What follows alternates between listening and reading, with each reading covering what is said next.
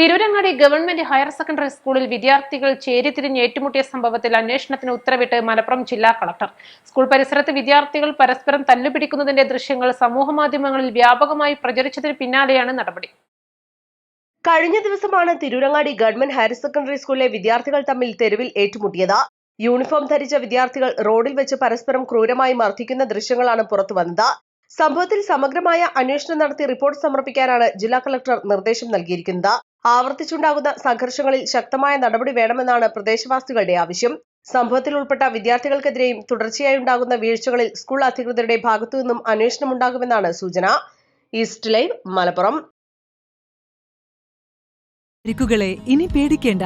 എല്ലാവിധ സ്പോർട്സ് ഇഞ്ചറികൾക്കുമുള്ള സമഗ്ര പരിഹാരം ഇവിടെയുണ്ട്. ABC orthopaedic hospital, near Kairali theatre, Calicut road, Manjeri.